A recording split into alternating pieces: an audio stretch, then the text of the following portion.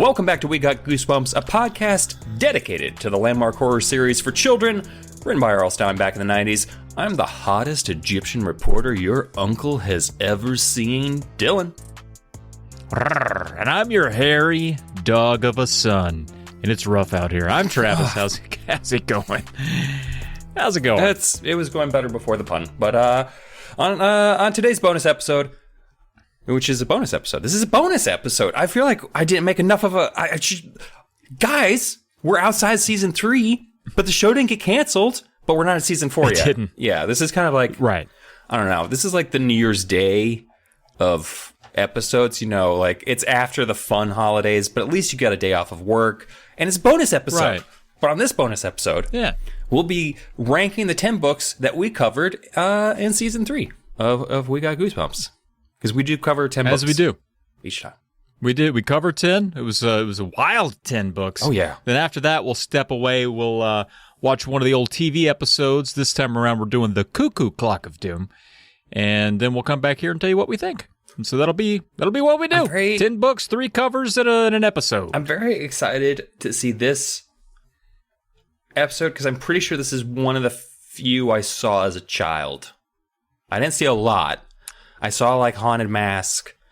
I know I saw the Wish one. Be careful what you wish for. Which completely changes the ending. I think it actually changes the ending so that the bully girl gets hers instead of the protagonist. But I would just watch that one for the basketball. But are they going to do that justice? I feel like they could. You could do that on the kids. And especially if they're all talking Canadian, and then it's just like, okay, you Hoosers, let's go. And it's just like, it'd be so exciting. The Canadian accents are going to be great. I can't wait to hear how many people are from Vancouver in this American small town. Because Cuckoo Clock of Doom... Every time.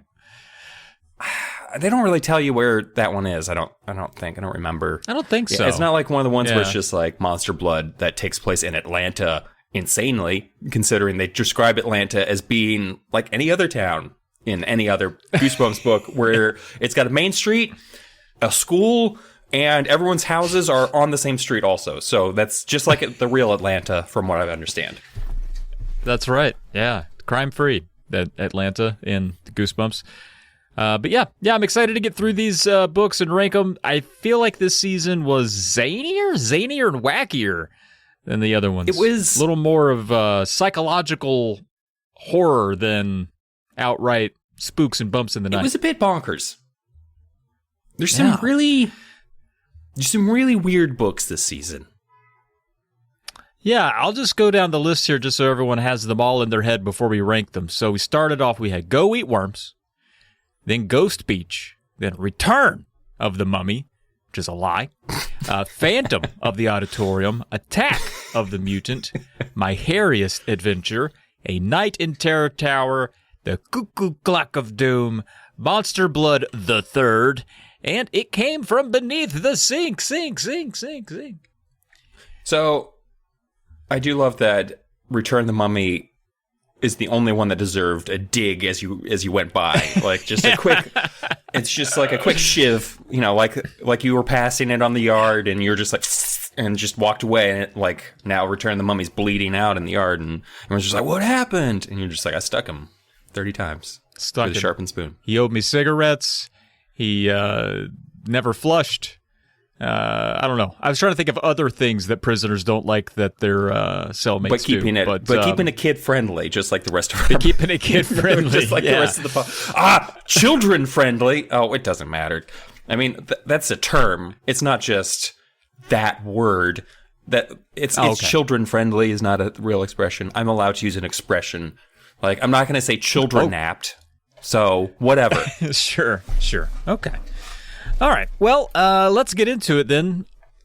Starting with, I guess, my number 10. Yeah, because we're starting with the bottom because it's more exciting than climbing your way down into the sewer. I feel like no one's excited to go into the sewer level of a video game, and no one's excited to get to the bottom of a top 10 list. So let's climb our way out of number 10. What is your 10? Yeah. And speaking of bottom, Return of the Mummy. Oh, down in the depths. That's shocking. Guess what? My number 10. It's Return of the Mummy because God bless America. That movie, that book. Not a fan. No, not a fan. Wasn't a fan of the first one, which didn't help me get excited for this one. And this one it really needed to just knock it out of the park to have any favor from me. And it didn't really do it. It didn't really do it for me.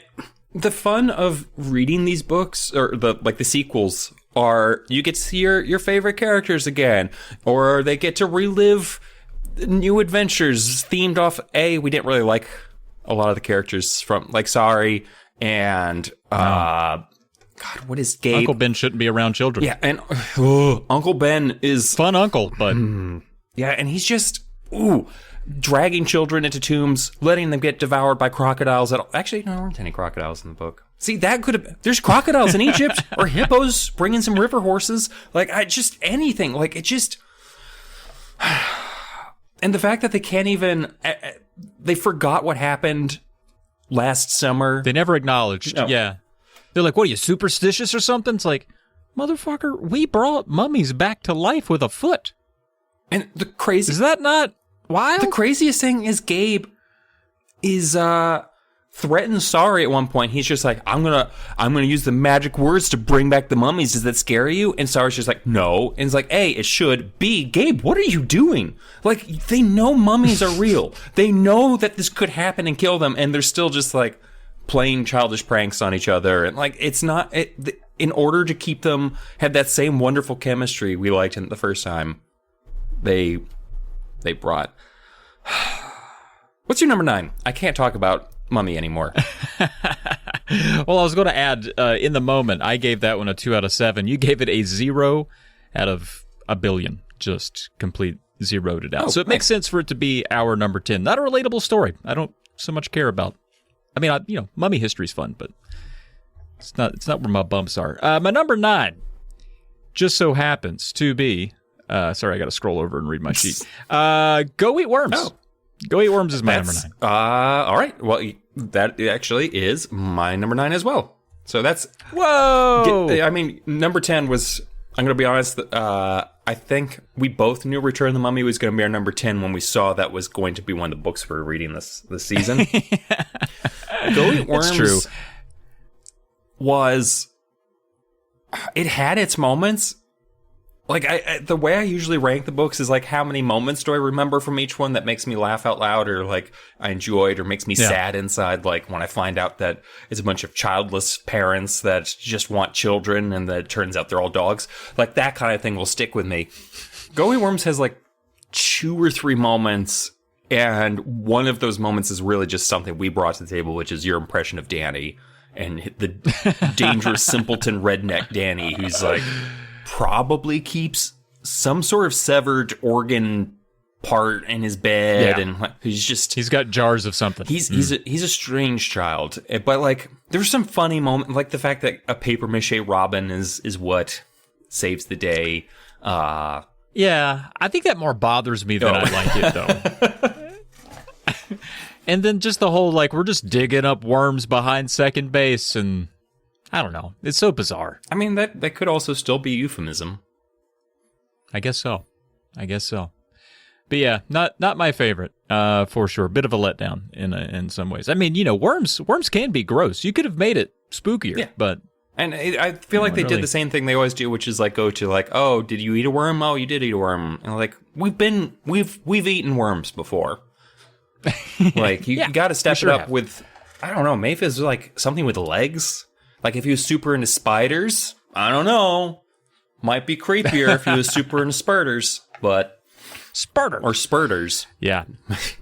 I gave that one a 3 out of 7. You gave it a 4 out of 6, so we were kind of middle of the road on it, but it hit slow tonight. That was the first book we covered at the, though, so too. Long time ago. All right, my number 8 is Monster Blood 3. Oh. So it looks like we're just going to be just chasing each other down the list, because that is also my number 8. Yeah.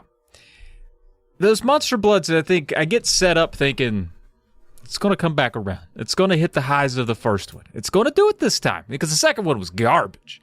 The third one actually better than the second one, but I don't know. It just ranks pretty low for me altogether. Well, I feel like the problem... It's just, Honey, I Blew Up the Kid. Yeah, and again, like, there's some moments in this that are fun, like Conan, I feel like, Conan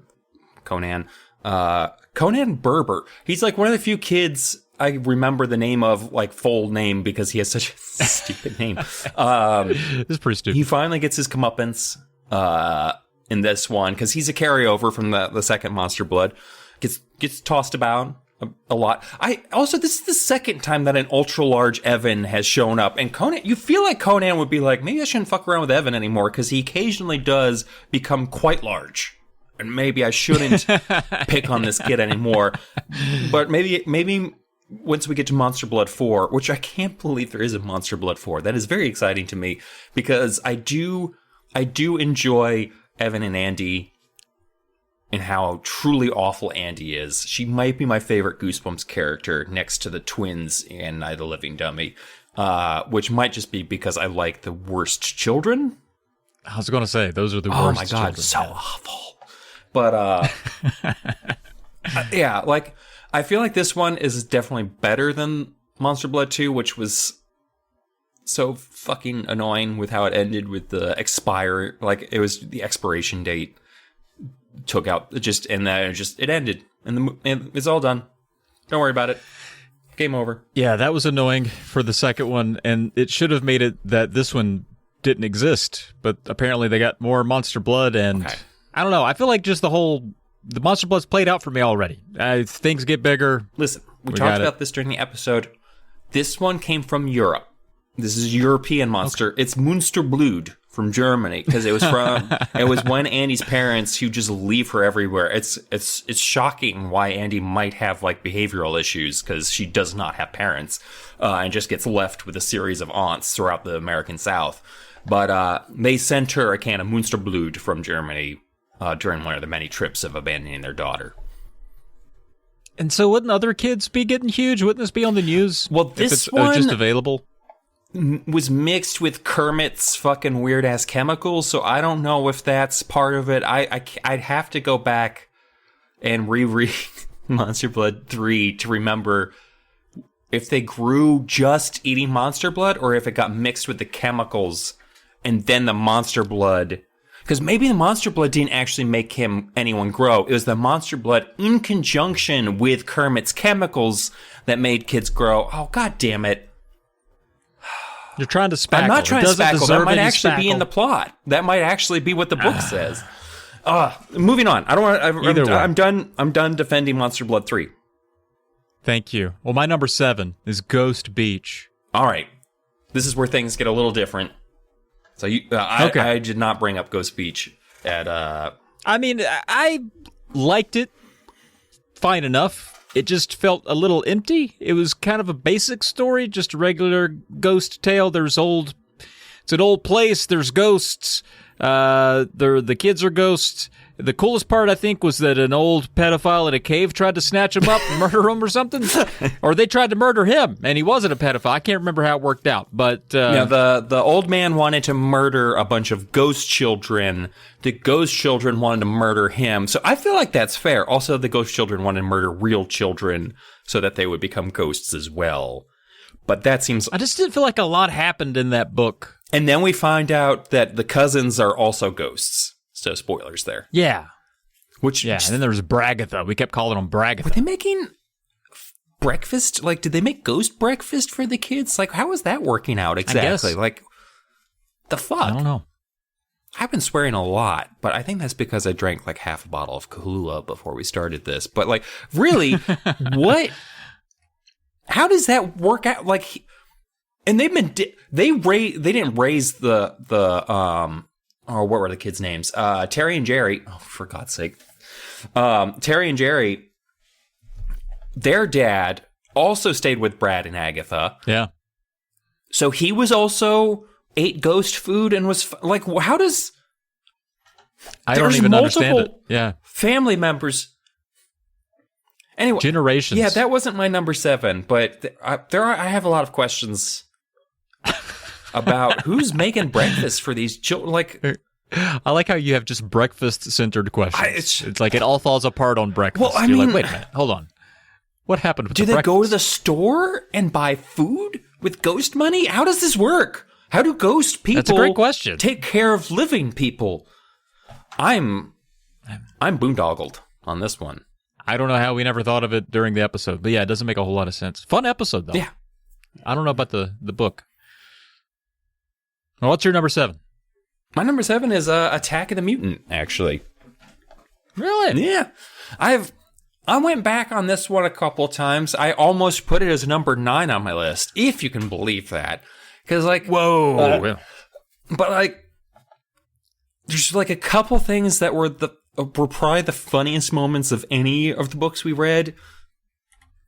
But for me, it's very hard to pitch this one as, like, a scary book or a Goosebumps book. Like, it's so mired in, like, the comic book stuff, which is not spooky or scary to me. Like, and I know it's supposed to be, like, it's relatable if you're a kid. It's like, but, like, that's not what's, like, I'm not scared about, like, Doctor Doom being real or whatever, which is basically what this pauses. It's like, what if the villains in your comics books were real? And be like, that would be super cool. Man, Doctor Doom's real? Whatever. Bring it. I don't live anywhere near New York City and the Avengers, so awesome. Or Latvia. So, I don't know. It never really did it for me. Like, even as a kid, I read it many times as a child, but it was always just like, I need a Goosebumps book to read, so I might as well read this one. So, but like the moments I did like were like, fucking goddamn friend. What was his name? Wilson? Was it Wilson? Wilson likes those stamps. This one's got a cow on it. What kind of cow? Is that an old stamp? I just love that you and I both got mad at him as collectors in the sense that, like, he's not even good at collecting stamps. Not that you can be good at collecting, but, like, most people who collect things have a reason. Like, they like the history or they like the value. Wilson just doesn't know anything about the stamps except this one's got a cow on it. And then the fact that at the very end of the book, he's just like, yeah, I had to give up the stamps. I was just going crazy over them. I was just way too focused on them. I did love Wilson. I did the twist of Libby being the mutant save this from being at the very bottom for me, but like that was fun. Yeah. And it made sense. Like it worked perfectly within like you didn't really have to. Part of the reason why this book might be a little annoying too is like anything could be hand waved away. Like yeah, that's true. There's no need for spackle here because it's all just comic books after a certain point, which is fine because it didn't. It would be one thing if it didn't work out, or if it was just like constantly like Skipper kept getting his way. But the fact that it was just comic books nonsense, but like Skipper also kept falling flat on his face at the same time. Like it's not like the nonsense rules worked in the hero's favor. Anyway, that was my number 7. Attack of the Mutant. Pretty fun. You gave it an 8 out of 10 in the moment, so you're pretty high on it. Yeah. But it's fun. But you're right, it's not. Yeah, it doesn't give you goosebumps. If I'm comparing it with other Goosebumps for me, then it's hard for me to be like, that's a great Goosebumps book. Like it could be a fun ride, but it's just not. It's not a spooker. Yeah, I agree with that. All right, my number 6 is My Hairiest Adventure. All right. Well, I can't come down on you too hard. That's not my number 6, but that's also not too far from where I put My Hairiest Adventure. So why'd you put My Hairiest Adventure at number 6? I mean, we're getting around to where we're just talking about ones that are kind of mid, and so I think it does touch on a few points of anxiety with regard to, I guess, maybe adolescence and having to deal with hair growth. Not that it grows all over you like it does in the book, but there were some parts like shaving between his fingers that got me squeamish. But I think it was the whole Instatan angle was like kind of stupid. Even though I think I kind of liked it too. I could definitely see as a kid me thinking that was what happened. And it ends bizarrely too. I think you like the ending maybe a little more than me. I think it's a bit of a sad ending. I do like them sadder because I feel like Goosebumps books are rarely gonna, scare me. They can make me sad still though, especially when there's all this behind between the lines kind of things that are going on where it's like, what the fuck Yeah, Oh. if it makes you feel anything, I think Yeah. that's a pretty good sign. Well, except for angry, like Return of the Mummy does. Oh, well, true. That's a good point. But yeah, I think I'm not too against it. Ain't too for it. I think it just hits right around number 6. Just feels right. My Hero's Adventure. My number 6 was Phantom of the Auditorium, which Ooh. was, I think, for very similar to like My Harry's Adventure, and like for me, that's my number 5. So it's kind of like you could flip 6 and 5 for me in some ways. Where for me, Phantom of the Auditorium suffers by being a riff on Phantom of the Opera, which is not a story I'm especially crazy about. Like, I've seen a couple of the Claude Rains version, the Lon Chaney version, and like it's just I can't care. I kind of like Phantom of the Shopping Malls is okay. Phantom of the Paradise is excellent. That's a great riff on that story. But for the most part, I'm not really that interested in the Phantom, and also the story is just kind of weird. I don't know. It doesn't. There's certain aspects of it that I like, but for the most part, it just kind of like floats through my radar, and so that's kind of like why it's on a 6 rather than a 5 and up. It's just kind of forgettable for me, aside from like covers pretty intense. But yeah, that's. I have that one at number 5 actually, and so about the same. And I like the setting. I like the auditorium. I have some memories of my own high school auditorium being a rather spooky place at night. So I imagined that as I was reading the book. That kind of helped. I do agree that the mechanism for the stage is a little weird. Like you're trying to explain some concept of engineering through a book in 2 paragraphs, but it's such a pivotal point because it's the whole story takes place on this little elevator that goes up and down, up and down. So that, I think, kind of leaves a bit of a plot hole because, we're not. Somebody apparently fell down there and died at some point. There's no body. Yeah, they never There's found this him. whole chasm under the school. They never found him. There's a guy living under the school who I thought was fun. I do like an occasional. That's I find myself gravitating toward the Goosebumps books. Gravitating toward the Goosebumps books that just has a creepy old man somewhere in them. I do appreciate that. Fever Swamp has a creepy old man lurking around. This one had a creepy old man lurking around. I like that in a Goosebumps book. So that must have been what gave it a few extra points. Also, I really like the teacher in this one. I like it when the adult plays along a little bit and kind of believes the kids, and they have someone they can trust, and they're not constantly trying to convince the adult. Of course, they do in this one. But there for a minute, she was locked in step with them, which I thought was kind of neat. So. It is nice when you do get an adult in these books that is more than just, I don't know, the stock parent who's just like, oh, behave. Yeah. Why did you do that? Like, I love the parents that are definitely more fleshed out, but it's rare when you get like a teacher or someone like that. Like, you actually get a personality. For me, like, because my number 5 is My Harry's Adventure, so I might as well just like the reason why I kind of flipped them, I guess, is because I did really like the ending from My Harry's Adventure when you find out like all the children are actually like dogs that have been like, oh, these people really wanted to have kids, so they had like these dog children instead, and like there's just kind of this really sad vein that kind of runs through the ending that makes it stick out a little bit more for me than Phantom of the Auditorium. But yeah, so that's kind of why my 6 and 5 are flipped to yours. But I feel like 6 and 5 are going to definitely be like, you like this a little bit more, I like that a little bit more. I feel like the fact that we're so lockstep this season says a lot about this season of books. But it's true. Because I don't want to say this because I'm really saying, like, Travis, do you have this information? Like the last 3 seasons, how often we were in lockstep with the rating episodes. I probably do, actually. I feel like the first season we were pretty close to one another, but then the second one maybe a little. Yeah, I think the second season we went skitter scatter. I do know we'll for this season, for me, before we started recording, I was talking to Pam, and she was just, "Oh, how are you gonna how are you going to rank these? And it's just like, what are you talking about? This is such a fun season to record and everything is great. And then looking over the books and being like, oh, I'm remembering how much fun the episodes were to record.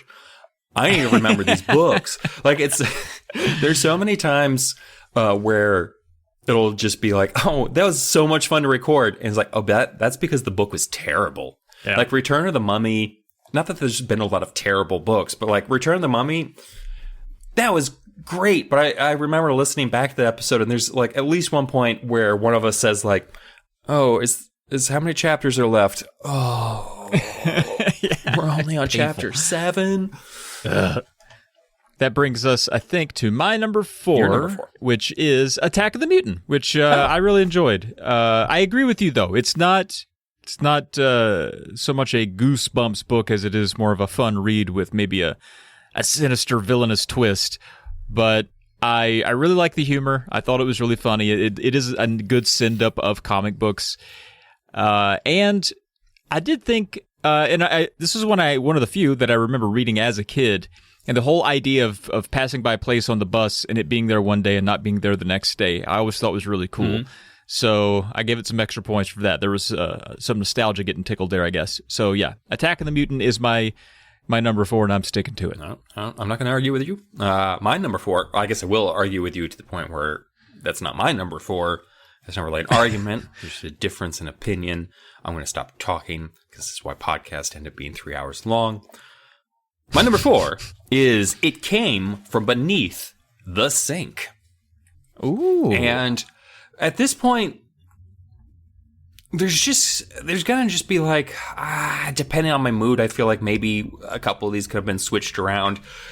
While I feel like the season was very uneven and weird in some areas, I feel like some of the top books are really interesting books. And like It Came From Beneath the Sink is one where it's very it's a boring monster. Like it could be like it looks like an old dirty sponge or whatever, and it's just like it's not that cool of a monster, and it's also a lame monster. And there's the whole like kind of the old Warner Brothers frog thing of like, this thing is dead, but it's not really, or it's a sponge, but it's not really a sponge, because every time that it's Cat, right? Cat goes and tries to show the sponge creature to someone, the gruel. They're just like, why are you waving an old dirty sponge in my face? And I think this would be higher for me if like it didn't look like a sponge. It looked like, I don't know, like a dead cat or something. She's just running around. But then that really is just taking that old Tiny Toons cartoon idea and just ripping it off. So never mind. But there's enough moments in there. And the fact, I loved how she had to kill the gruel. And I enjoyed reading that scene a lot. And oh, yeah. I don't know. I think I identified a little bit with Kat on that one. But yeah, that's why It Came From Beneath the Sink is my number 4. Although I have a feeling it might be a little bit higher for you, since you haven't. I don't think you've talked about it. It Came From Beneath the Sink yet, and we're about to hit our top 3. So let's see what your third highest Goosebumps book for the 3rd season is. Good segue. It's actually It Came From Beneath the Sink. Yeah. Yeah, I did. I like that one quite a bit. It stuck with me a little bit after, because it's so, I don't know, like that whole book, when I think about it in my brain, I just see the color red. It's just so much rage and anger in that book. That thing was such a menace. I mean, not really unlike some of the other menaces that we've come across, like a dummy, one of those things that are just kind of needling you and haunting you and working against you always. And you're right. It's kind of like, in some respects, a lame monster. It doesn't have teeth. It doesn't bite. It just is a sponge, but it brings some pretty bad luck with it. And seeing, or at least reading, about Kat having such rage toward it, like squeezing it as hard as she did and like smashing it with a book. And those are outbursts that I don't think we've really read about, other than maybe Carly Beth and the Haunted Mask. But with that, she had an excuse. The mask made her do it. This is just Katrina losing her shit at this thing. And I thought that was awesome. That little shit, Gruel deserved it, right? Oh, yeah. That Gruel had it coming. Yeah, I agree. So I liked the rage in this one. I thought it was a ragey one. So that's why I put it at number 3. All right. Well, my number 3 is one we've already talked about, is Ghost Beach. Ghost Beach. Yeah. So I think for me, this one hit a little closer to home, literally, in the fact that it takes place in New England. So it gave me those New England vibes, the cemeteries with the little skulls on it. I enjoyed being able to force everyone to listen to my tales of living in New England. And the ending is another one of those kind of like poignant, sad, like no one. Yeah, okay. So they tried to kill some children, but it's because they're lonely and they wanted friends because they're 400-year-old children that never get to hang out with other kids. I feel like that's fair, and you can't expect kids to have good impulse control. Did you hear me defending children and calling them kids? But I guess that's if I call them kids, then I'm on their side. Oh, okay. Yeah. You're one of them. But it's just, I don't know. It was kind of just this fun. I like the siblings. That'll always help me better. Like Terry and Jerry were, they weren't completely murderous towards each other, but they also didn't get along 100% of the time. It was nice to have kind of a more balanced sibling pair, in spite of the fact that apparently how are their cousins feeding them though? They're dead. Anyway, we'll never know. What is your number 2? The Cuckoo Clock of Doom. Oh shit. Does that mean we have the same number 1? It must be. Oh, I guess that kind of ruins the surprise. But yeah, let's talk about the Cuckoo Clock of Doom, because that's my number 2. Loved it, man. It was a good mix of funny with a real sense of urgency throughout. I thought that was good. A pretty interesting story. Not very predictable, I didn't think. I didn't really know where he was going to go. I didn't know. Once he became a baby, I was like, oh, we're done. How's he going to fix this? And of course, there's the big hijinks at the end where he's the little baby and he's able to pull it off. So that ends up being fun. And then in the very end, the twist, if you want to call it that he's kind of like, I might go back and get my sister.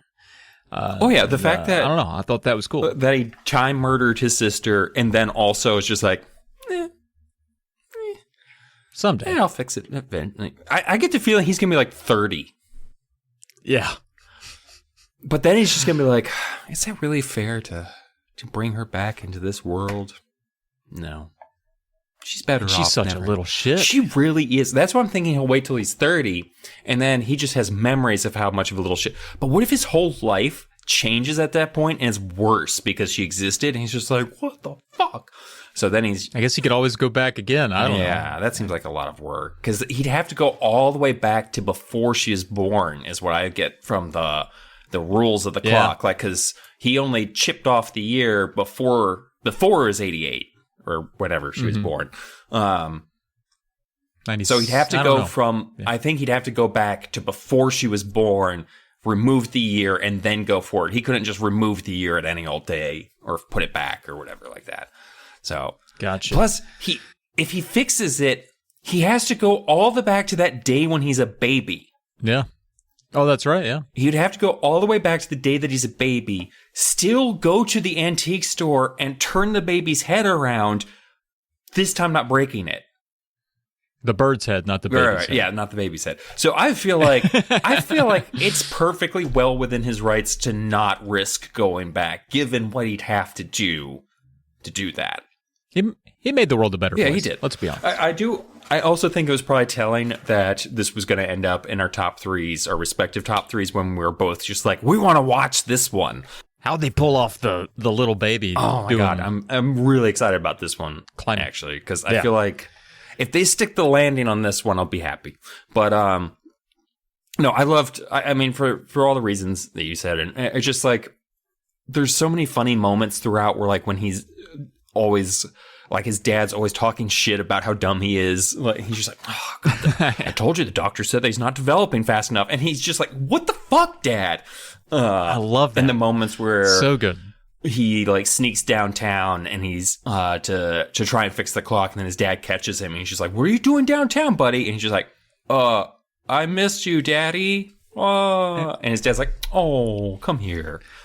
And it's just God is that. It's such a funny concept, which I wouldn't even have thought having like a 12-year-old in the body of a 6-year-old somehow being funny in and of itself. But no, I loved. Yeah, I liked the perspective of even as a kid realizing that other little kids are obnoxious. Yes. And like, you know, kind of seeing that through even a kid's lens. Yeah, I think like when he's a little kid, he sees his best friend like picking his nose at lunch, and he's just like, "Oh, this is gross." Gross, dude. Well, I guess good. When his mom changes his diaper too. Oh God. Oh, hilarious. That's yeah. But we're talking about how funny it is, but there is some real like panic. Time is going backwards. In the book, you really feel it. Like every chapter, he wakes up in the and the moments where he's describing, like looking around and being like, "Oh, I haven't seen that cowboy clock in months," or whatever it was, like, or years. And so him having to piece together how old he is, and like the first time he realizes that Tara's not around. Yeah. So I guess more than anything, I just thought it was just such a unique Goosebumps book. He hadn't really messed with time in that way, and kind of had I guess more of a serialized chapter. It didn't like flow like the narration did, but the story itself was broken up, and it was still pretty good. All right, so our number one, that makes our collective number one, A Night in Terror Tower. Which is actually another time travel. That's true. That is true. Yeah. Just to really rub that in your face, because you just said he hasn't really messed with time before, but this book literally took place before, just to fuck with you, apparently. But it's different. Right. It's different. Yeah, it wasn't like chapter-wise. Yeah, and it was also like the whole book was in the... Yeah. I'm just saying, like, if you guys are going to call out some shit, like, it's different, all right? It's different, of course. Yeah, it's different. Yeah. A Night in Terror Tower is different. I really liked... This is one where, as it kept going, like, it feels like an Indiana Jones movie, or like, I don't know, National Treasure. You know, it's just like an adventure movie where like these kids are just like being propelled forward as things get worse and worse and worse around them. Like when they go back to the hotel and they're like, "We don't know who your parents are. Get GTFO." And they're like, "What do you mean you don't know who our parents are?" Like, "We don't recognize who you are." And they have no idea. Like, they're just lost in the city. And they don't know who they are, basically, as they're finding out. Yeah, it was really fascinating. I liked this book just thematically. It was a little bit all over the place. It was like a medieval fantasy almost. There was time travel.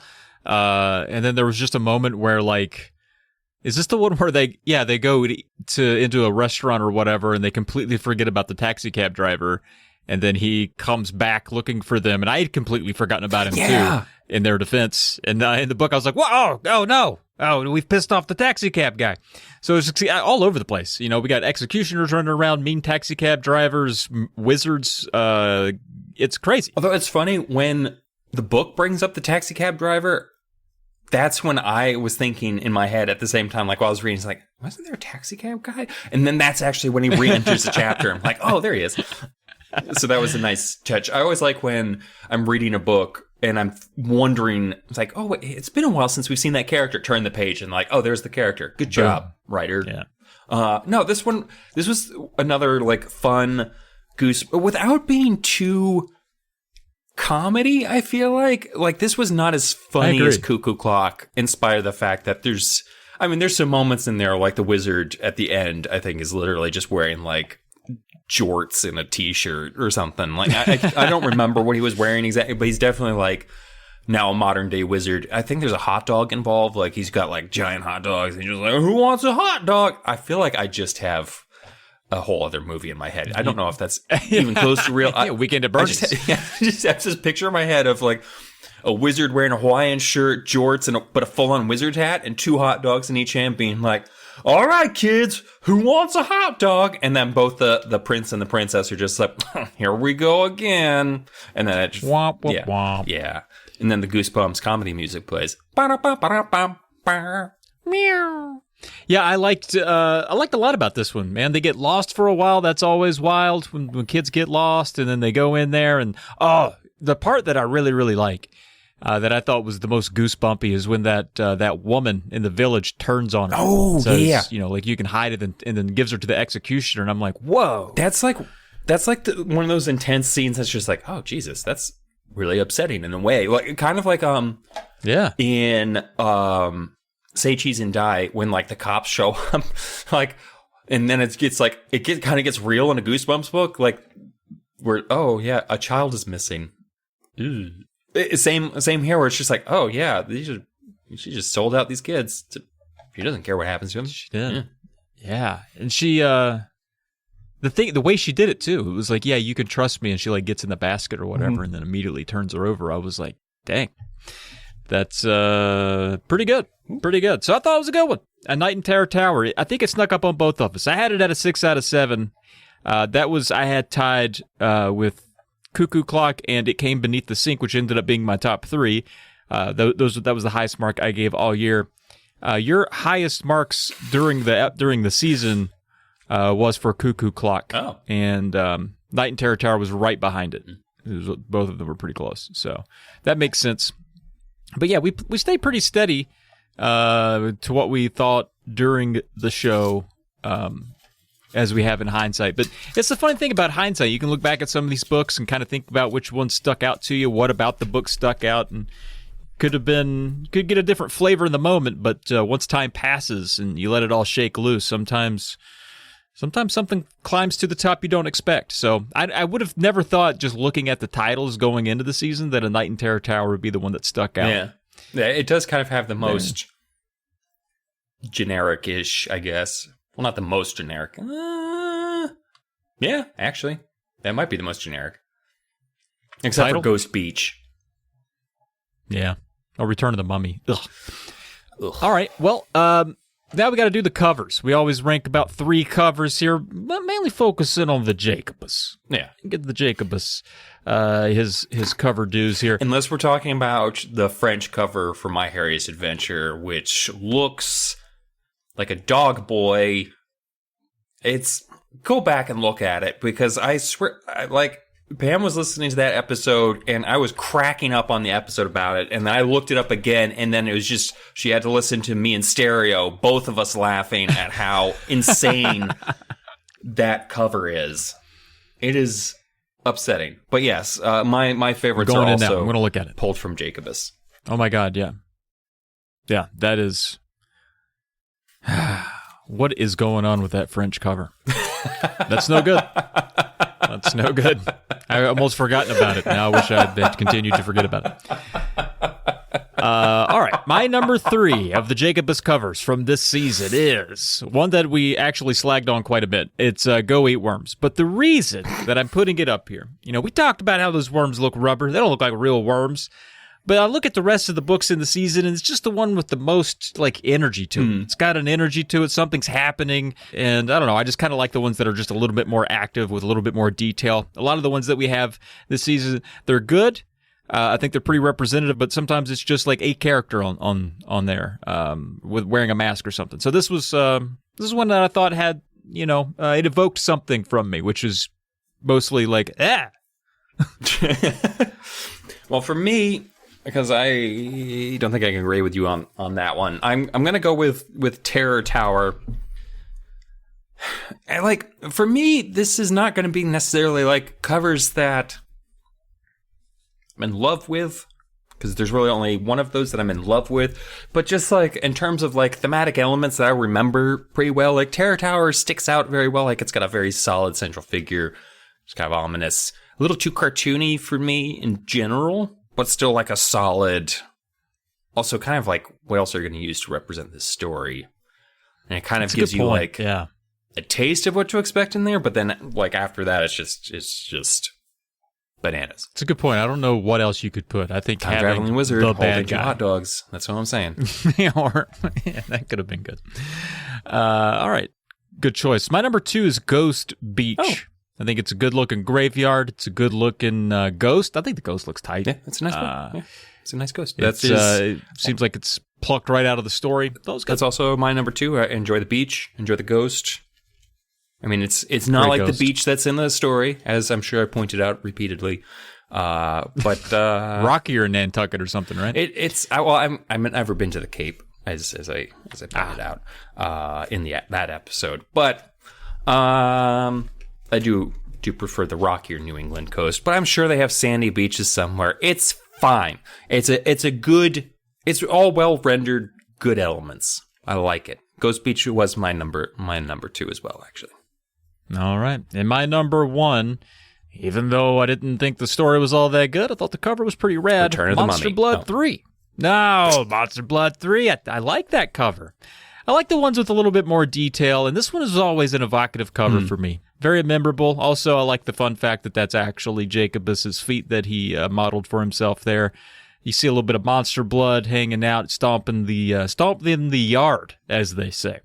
So, and I don't know, I like that. My number 1 was is actually, I would say I do have strong feelings about, because I 2 and 3 I was just like, yeah, they're solid covers. My number 1 is without a doubt my number 1, and that's Cuckoo Clock of Doom. Just an insane, angry, does not look like a cuckoo, but does look like a Goosebumps cuckoo clock, I guess. So like that's it's just such a in your face, like almost literally in your face angry bird. And I do like the perspective. Yeah. There is something very surreal. Like it's so intense. It's a very just got a lot of energy to it. And as you might imagine, I like things that have a lot of energy. But yeah, Sure. it's real bold. It is. I think it's a good choice. All right. Well, that's it. We did the covers. We did the books. Fun stuff. Now that we've adored both the story and the cover of the Cuckoo Clock of Doom, I think we should watch that episode, check it out, see what we think, and then come back and see if it holds up. Oh yeah, I'm excited. I'm especially excited to see how this cuckoo looks, because that's the important part. It better be good. It's probably Canadian, but we'll see. See you guys in 22 minutes. Not actually 22. Like we'll be right. Yeah, we'll be right back. Yeah, it would be a couple, like maybe 10 seconds. Yeah.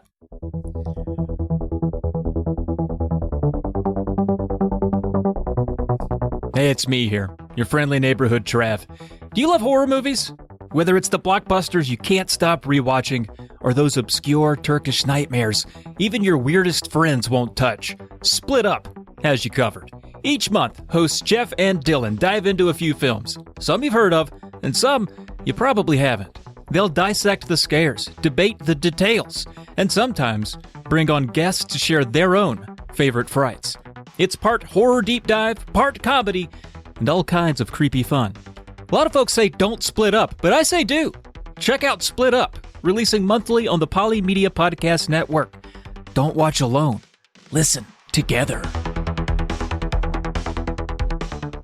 All right, man. We just got our cuckoos clocked, dude, and I gotta say, pretty good. Yeah, it was pretty good. In general, I feel like I've enjoyed these a lot. This one, I think, I enjoyed the most out of the ones we've seen. I mean, I'm going to agree with you, but I don't know why. Maybe I just don't remember the other ones as much. I feel like it's because it's a one-parter.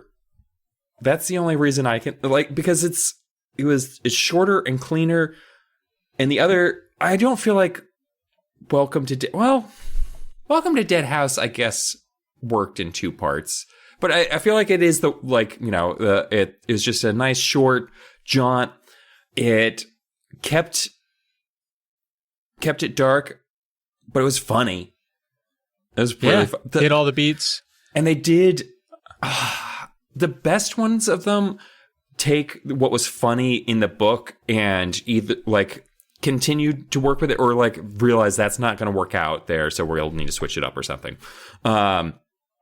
This one didn't have all the because we were talking when we were watching it about how there's moments in the book where especially when he's very young, he's kind of emotionally manipulating his parents. And at one point in the book, when he gets caught in downtown Toledo or wherever they are, his dad's like, what are you doing down here? And in the book, he's just like, I missed you, Daddy. I wanted to see you. Right. And they couldn't do that in the show for reasons. But and that moment was a little more ominous in the show because they made it clear he was about to get murdered by a street person. Which was as a roving upsetting. pedophile. Yeah. Like, hey, kid, you got the time? And then continued to follow And the kid's him. running, and he's like, I'm just going to follow you until you give me the time, kid. No one wants to know the time that bad. Especially from a child who's clearly not wearing a watch. Yeah, just look at the sun, shadows. You figure it out, man. But instead of that, hair pieces. I loved... Oh, so many, man. The hair for the dad. So they did a good job of trying to make people I don't know, reverse age, so they got a bald dad. Gave him a wig. Ugh, everybody had wigs, dude. Rough. Although the wig when he was at his youngest was the best part, where it really did look like Howie Mandel from, if you guys ever watched Bobby's World, you remember Howie Mandel when he had hair. Like, it was curly and mullety. And that was kind of like a recurring joke with the kid. Like, when he comes back, he kisses his dad's bald head, and yeah. So I thought that for sure they would end on a lighter note than the book did by somehow either making it hint more toward he goes back for Tara, or maybe I worried that Tara didn't even disappear. It would be like I got you, where she just turned the corner and she was there. But they stuck to it, man. She gone. Yeah. And she was very adorable. I liked to cut her jib. I was like, man, she's demonic for a 7-year-old. But they did a good job of making her like strangleable. Like, you were like, whoa, yeah, she's an awful child. Mm-hmm. And they did, for time purposes, they did cut some of the things out there. Like, there's the point where he gets the shit beaten out of him because she steals that bully's hat in the book. Like, she's caused him physical harm in the book, which you don't really see in this. But you get the idea she's a piece of shit. Yeah. Yeah, we don't get the birthday bike, I don't think, but we got the trip, and she like slams him right in front of Mona too. Yeah. About the CD. Mm-hmm. So she got him there. She's just a little shit. But all in all, I feel like it hit the beats. The acting in these are terrible. Some of the special effects are pretty hokey, but at the end of the day, they basically are the same quality as the books, and I like it. I dig it. I do like how they're more than willing to like change it up to make it fit, obviously, the time constraints and things, and also keep the humor in them. They didn't try and go too far in one direction or the other. Like, and I have a feeling for TV also, they probably kept them. That's not true either, because Carly Beth was a pretty fucking monster in Haunted Mask. Like, they keep it dark enough too. Like, I feel like they walk the same tightrope pretty well as the best ones. Yeah, I'm glad we watched this one. I'm now wondering, because I didn't watch a ton of the show. I've seen a few episodes here and there. Yeah, sometimes same. I've seen the book, or sometimes I'd read the book, sometimes I hadn't. And of course, you don't have to watch them in any order, but I'm kind of getting to where I'm interested in watching more of them, because every time I watch one, I'm like, man, that's just as I remembered the book. I feel like I was going to be like, hey, just let the next one go. We don't have to go back to the podcast. It's fine. We'll just watch Attack of the Scarecrow. Because Attack of the Scarecrow... Scarecrow walks... Or Scarecrow walks at midnight. Yeah. Attack of the Scarecrows. I got you. That's a real movie that we've watched. The Scarecrows do it. It is. Yeah. We need to see that sequel. I bet it's terrible. Oh, God, yeah. Yeah, I would watch certainly. Maybe that's an idea for more bonus episodes to fill in the down period. But yeah, I really liked it, and I spent a lot of time while it was up looking up the kid actors to see if any of them had succumbed to meth. Happy to report, all of them happy, still living in Barrie and Toronto. So a lot of Canadian accents in that one. Oh boy, in that one we've seen, it's usually Canadians, yeah. But yeah, this dad, boy, he was a power Canadian. Oh yeah, the only other time I think we had I think it was Carly Beth's mom. It was definitely one of the moms who was just like, she was just from Vancouver. It was real strong there. Oh, yeah. Well, and I guess we got some trivia to go through. TV show trivia. Not the most exciting, but, there's trivia. Trivia's trivia, man. This episode, along with the one, The Girl Who Cried Monster, on their original premieres, had a special opening theme in which there was a 10-second remix when R.L. Stine is walking through the grass with the briefcase. When the G, I guess the letter G in Goosebumps, passes the dog, the part of the music is played with a different instrument. There were also different scenes from the television show when the door opened. It's a good one. Good trivia. Yeah. Powerful. When Michael looks in the mirror at age 6, his scream and facial expressions are exactly the same as Macaulay Culkin's scream in Home Alone. Which is true. We did notice that's very deliberately done. Yep. John White, who played Michael Webster at age 12, also played Steve Boswell in Season 2's Haunted Mask 2. Very cool. When Michael is 6, his father reads him Norman Bridwell's something that got cut out here. I think it's Clifford the Big Red Dog. Which is a Scholastic property. It's also a Scholastic property. Yeah. John White, who played Michael at age 12, also portrayed Thomas Jefferson Bradshaw in the episode The Tale of the Carved Stone. What the fuck is that? His character in that episode was also a boy who traveled through time. Loves to travel through time, John White. And with a name like that, if you're going to be named, you got to have a better screen name, I think, than John White. Keep White or keep John, but you gotta add something to the front or the back of that. Yeah, spice her up. Now you could be John Time Travel White. This is the only episode where the opening text is white instead of the normal green color. I like the true crime moment at the end of this where clearly someone's dead. Yeah. It is unknown who the actress is that played the 6-year-old version of Mona in the TV episode. I was actually trying to look that up. I should have just read your trivia first that you posted here, but I guess she's 100%. Dead. I mean, it's got to be like she's missing, dead body somewhere. I don't fucking know, but maybe the episode's real. They went back in time and they knocked off the year that she was born. Oh, the actress Mona too. Yeah, because she was that little girl. If that episode came 1994, 1988. Guess what year that would have been if she was 6 years old? Oh shit! Fuck, she's a magic clock. That's why we don't know who she is. We got an email, Travis. We got an email. It came in. We got an email. I can't wait to hear you read it. Unfortunately, I think a week after we recorded the last episode of the regular season. So, Jimmy Mook, I'm sorry it's taken us 2 years to read this email, but I'm going to read it. Jimmy Mook, you sound handsome. Thanks for reaching out. Yeah. Jimmy Mook, if you don't know, this goes by Jeff, is the co-host for Split Up, an excellent podcast that I'm also on. It talks about horror movies. On this very network. It's on the Polymedia Network. Check it out. About horror movies. We're actually getting ready to record an episode very soon with I don't want to spoil it, but it's Scooch and Hobels. So... Oh, okay. Yeah, so that's a clue. That's a clue. No spoilers. I've scrambled the name a little bit, very cool. But his name is Scooch and Hoobles. So, okay. But anyway, here's the email from my co-host on Split Up, Jimmy Mook. Maybe I shouldn't point out that he works for the network. Now people aren't going to think this is sincere, but I will tell you this: Mook wouldn't say this if he didn't mean it, because he hates me secretly. Yeah, it's not really secret. The tattoo was kind of a giveaway, and it's upsetting. I'm going to be honest, upsetting. Since he's Jimmy Mook, I feel like we need to, I mean, this isn't his voice. He's from New Mexico, but you know what? Here we fucking go.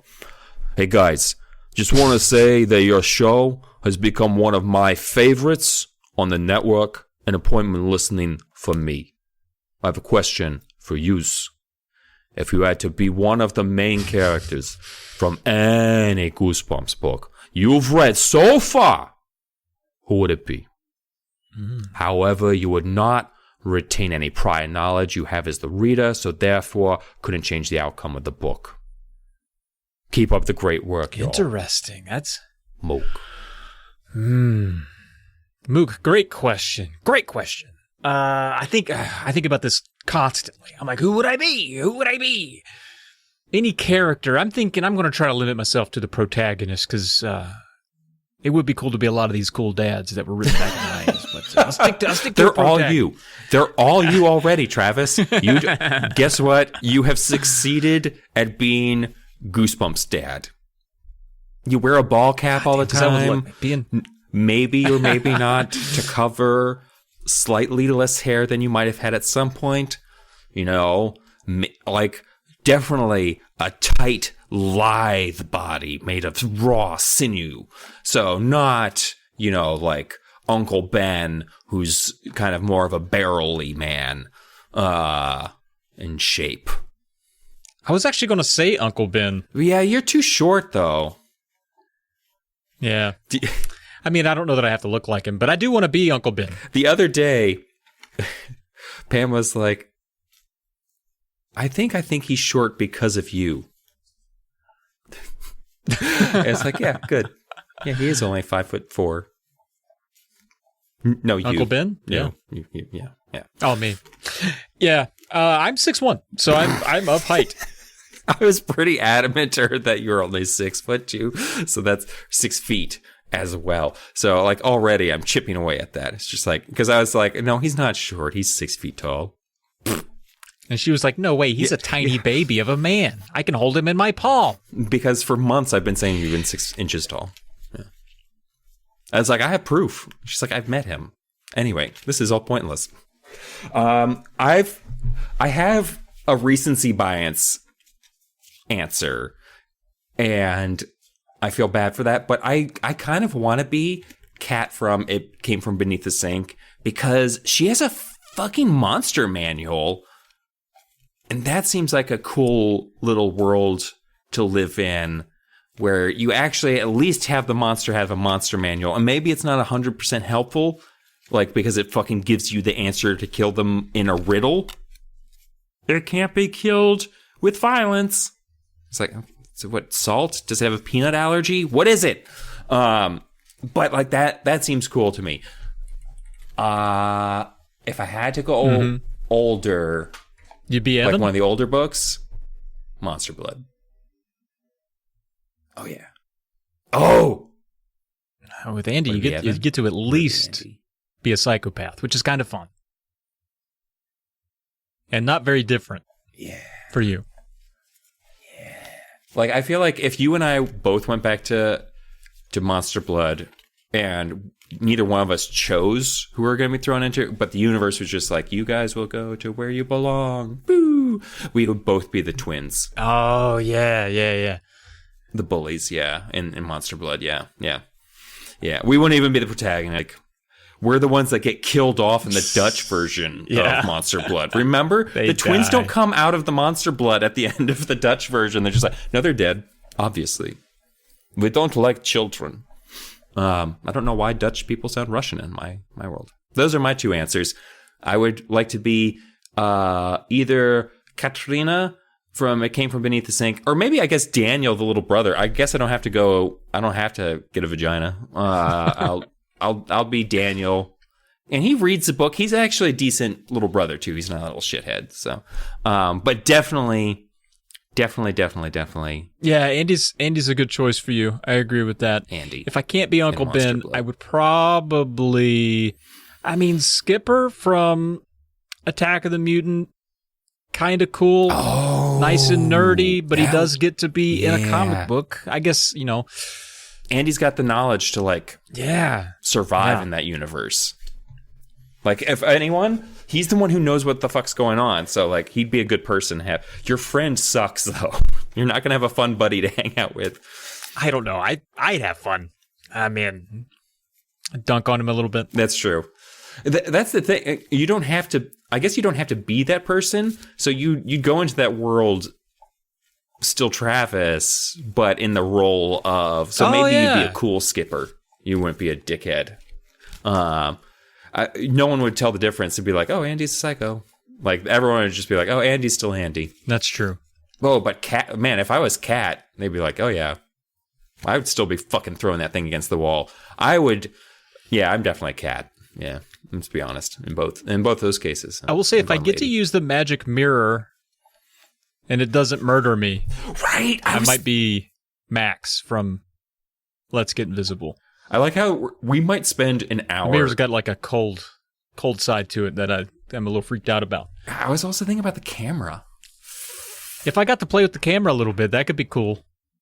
You know who I wouldn't want to be? Ghost Next Door. Yeah, I was scrolling by and I was like, that would be rough because he'd be dead, and nobody likes that. Yeah. Or about to die. Like you're not. It's not a cool place to be. True. What was the name of the guy from Scarecrow Walks at Midnight? Stanley? Stanley. Who wouldn't want to be Stanley? That's true. You're the bad guy, but you're also getting your favorite pie every night. Although he was such a piece of shit. Just eating cornflakes and making everyone else eat cornflakes. Yeah, but he got to read a lot of cool, what is it, the Necronomicon? He has like the Necronomicon. I am honestly shocked Stanley could read. Convincing old people to become his slaves, and he's eating cornflakes all day near Scarecrow. I think it's a good life. It's true. He's summoned life. He's created life from nothingness and has taken this farm over, and he just makes them make his meals. They don't do anything else for him. It's literally just they make his favorite meals. Like it's not like Grandpa is like working the farm harder. It sounds like there's like Stanley's still working.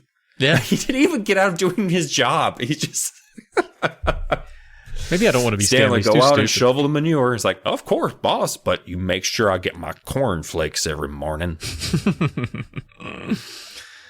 Good question, Jimmy Moon. Yeah, I like that. The only other person who I would just want to be is the kid from Piano Lessons Give Me Murder, because that kid was just so laid back about life. Like, I just want his energy in my day-to-day life. Like, when he was being haunted by ghosts and running away from them, like, that was the problem I had with that book, was he always seemed so like, man, this ghost situation seems a bit much, right, guys? Anyway, time for piano lessons. I'm going to be the next Jerry Lee Lewis. And he's like, aren't there like dead kids in cabinets, and no one brings that up again? Oh, yeah. And their severed hands are playing pianos. Yeah.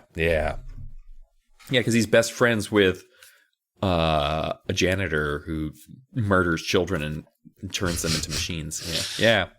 These books are fucked up. Like, when you just kind of break them down into the real nitty gritty, like, they're just unpleasant things happen to children and you just don't talk about it.